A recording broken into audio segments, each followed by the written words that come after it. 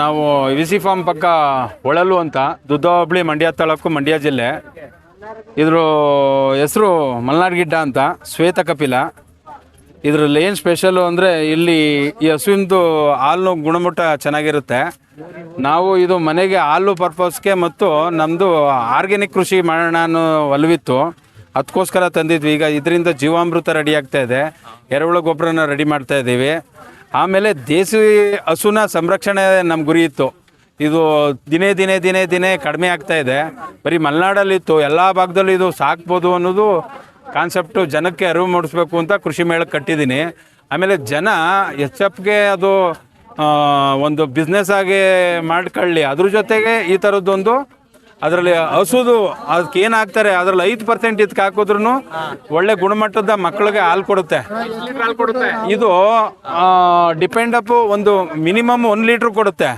ನೀವು ಚೆನ್ನಾಗಿ ಅದ್ರದ್ದು ಹುಲ್ಲು ಆಮೇಲೆ ಜೋಳದ ನುಚ್ಚು ಇವೆಲ್ಲನೇ ಮೇಂಟೈನ್ ಮಾಡಿದ್ರೆ 1.5-2 ಲೀಟ್ರ್ ಗಂಟ್ಲು ಕೊಡ್ತದೆ.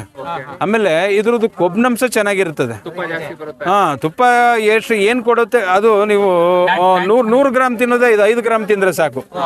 ಅದು 100 ಪಟ್ಟು ಹೇಳ್ತಿರುತ್ತೆ. ಆಮೇಲೆ ಏನು ಅಂದರೆ ಇದ್ರ ನೋಡಿ ಈಗ ಮುಟ್ಟಿದ್ದೀವಲ್ಲ, ಹಿಂಗೆ ಸವರ್ತಾ ಇದ್ರೆ ಎಷ್ಟೋ ರೋಗಗಳು ಹೋಗುತ್ತೆ. ಆಮೇಲೆ ಮನ್ಸಿಗೆ ನೆಮ್ಮದಿ ಸಿಗುತ್ತೆ. ಒಂದು 10 ನಿಮಿಷ ಇದ್ರ ಜೊತೆ ಮಕ್ಕಳುಗಳು ಇದ್ರ ಕರು ಜೊತೆ ಇದ್ರ ಜೊತೆ ಫ್ರೆಂಡ್ಲಿ ಆಗಿರ್ಬೋದು. ಮುಂದಿನ ಪೀಳಿಗೆ ಅಂದ್ರೆ ಸಮಯನ ಸಿಗುತ್ತೆ. ಅದು ಒಂದು ಓರಿನ ಕ್ರಿಯೇಟ್ ಮಾಡಬೇಕು. ಇದು ಆಗುದಿಲ್ಲ ಅಂದ್ರೆ ಆಗುದೇ ಇಲ್ಲ, ಏನಾರು ಒಂದು ಮಾಡಲೇಬೇಕು. ಈಗ ನಾನು ತಂದಾಗ ಓರಿಯ ನಾನು ಬೇರೆ ಊರಿಗೆ ಹೋಗ್ತಿದ್ದೆ, ಈಗ ನನ್ನ ಹತ್ರನೇ ಓರಿ ಇದೆ. ಸ್ವರ್ಣ ಕಪಿಲ ಇದೆ, ಶ್ವೇತ ಕಪಿಲ ಇದೆ, ತಾಮ್ರ ಕಪಿಲ ಇದೆ. ಇದು ಮರಿ ಹಾಕುತ್ತೆ. ಅದು ಹೊಳಲು, ಇಲ್ಲಿ ಪಕ್ಕ ಹೊಳಲು. ಅಲ್ಲಿ ನಾವು ಅಂಜನೆಟಿ ಬೋರಪ್ಪ ಅಂತ ಅವ್ರ ಮೊಮ್ಮಗ. ಮೊಮ್ಮಗ ಮೂಗಪ್ಪನ ತಂಗಿ ಮಗ.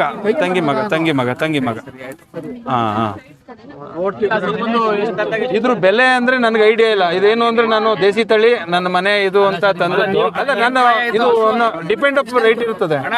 ಏನ್ ಪ್ರಾಯ ಇದು ಹಸುದು? ಏನ್ ಪ್ರಾಯ ಇದೆ ಇವಾಗ? ಇದು ನನ್ನ ತಂದಿ 4 ವರ್ಷ ಆಯ್ತು. ಅದಕ್ಕೊಂದು 2 ವರ್ಷ ಹಿಂದೆ ಇರ್ಬೋದು. ಈಗ ತೆನೆ ಇದೆ ಸರ್, ಇದು 7 ತಿಂಗಳು ತೆನೆ ಇದೆ. ಗಬ್ಬಾಗಿದೆ. 1.5-2 ಕೊಡುತ್ತೆ ಸರ್. ನನ್ನ ಸ್ನೇಹಿತ ಮಲೆನಾಡು ಪ್ರದೇಶದಿಂದ ತಂದು ಅವರೊಂದು 2 ವರ್ಷ ಸಾಕಿದ್ರು. ನಾನು ಹಿಂಸೆ ಮಾಡಿ ನಾನು ಇಟ್ಕೊಂಡೆ, ಯಾಕೆಂದ್ರೆ ಸಾಧು ಇದೆ ಅಂತ. ನನ್ನ ಹತ್ರ ಒಂದು 4 ವರ್ಷ ಆಗಿದೆ. 3 ಕರು ಹಾಕಿದ್ರು. ಖಂಡಿತ ಚೆನ್ನಾಗಿ ಹೊಂದ್ಕೊಂಡಿದೆ ಸರ್. ಇದು ಅಂದ್ರೆ ಸ್ಟಾರ್ಟಿಂಗು ಈ ವೆದರ್ಗೆ ಒಂದ್ ಸ್ವಲ್ಪ ಒಕ್ಕಬೇಕಾದ್ರೆ ಹಿಂಸೆ ಆಗುತ್ತೆ, ಆಮೇಲೆ ಒಕ್ಕಳುತ್ತೆ ಸರ್. ಇದು ಸರ್ ಇದ್ರ ಜೊತೆಗೆ 3 ಓರಿ ಇದೆ. 3 ಓರಿ ಜೊತೆಗೆ ಒಂದು ಹೆಣ್ಣು ಇದು ಕರು ಹಾಕಿದ್ದು, ಒಂದು ಕರು ಹಾಕಿದೆ.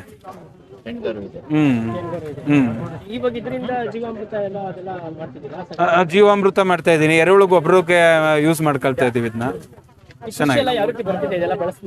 ಸಾರಿ,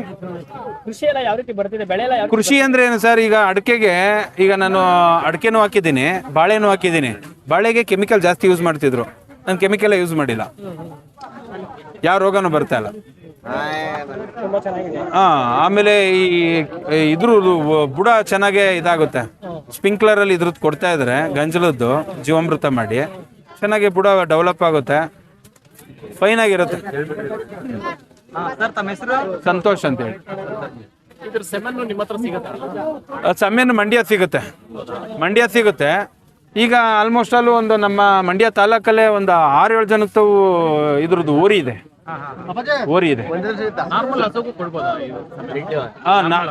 ನಾರ್ಮಲ್ ಅದು ಪ್ಲಾನ್ ಇಲ್ಲ ಸರ್. ಸೆಮೆನ್ ಹಾಕ್ಸ್ತಾರೆ, ಓರಿ ಕೊಡಕ್ಕಾಗಲ್ಲ.